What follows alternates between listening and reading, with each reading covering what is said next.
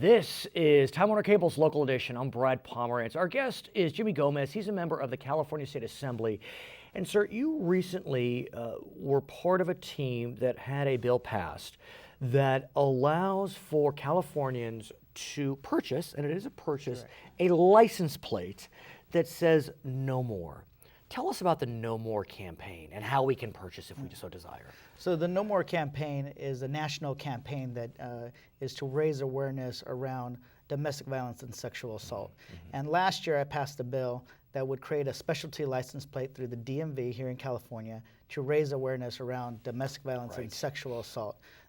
In order to promote the plate and to create an image that would help sell the plate, we teamed up with the No More campaign that has a very distinct circle as their logo, and then we're selling that plate online to folks who are interested in supporting domestic violence and sexual abuse prevention programs. What's nice about it is, in addition to the awareness that will be raised because of the plate, I understand part of the money that's raised would also go to the No More campaign or to domestic violence programs? No, it goes to a state fund. Okay. And that state fund will go out in grants to domestic violence and sexual assault prevention programs. Fantastic. And people, the nonprofit organizations have to apply through the state, but it's the way it works. All good. How can we acquire the plate? Well, you can go to the nomoreplate.org and purchase your plate there, and it's $50, and then the money goes to these prevention programs. Right. I assume if you go to the DMV website as well, somehow you'll be able to find it. And this is the No More plate was shown on the Super Bowl ads.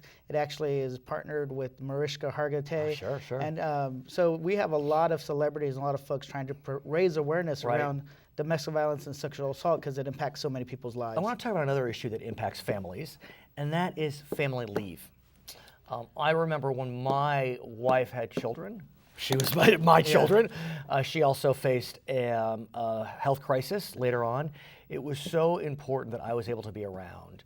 And it became tough because you have to work. California does have some paid family leave laws, but you're looking to strengthen them. Yeah, California is one of 3 states that has paid family leave. Our paid family leave says that you can take up to 6 weeks time off at 55% of your wage to take care of a sick family member or bond with a new child, birth child, or even an adopted child. Sure. And that way we can, because studies show that the longer people stay with their family, the better the child does in the long term. However, at 55% wage replacement, folks who are already living paycheck to paycheck can hardly make ends meet on 100%. So what my bill does is it actually increases the wage replacement to 80% for people making minimum wage or less. 75% for people making minimum wage to $60,000, and then $60,000 and above will be getting 65% of their wage replacement. And then we expand 6 weeks to 8 to 10 weeks. So it's a sliding scale. It's a sliding scale. Seems like it's an example of the art of the compromise. Yeah. And so how's the bill doing as we speak today? The bill is actually in the Senate Appropriations Committee.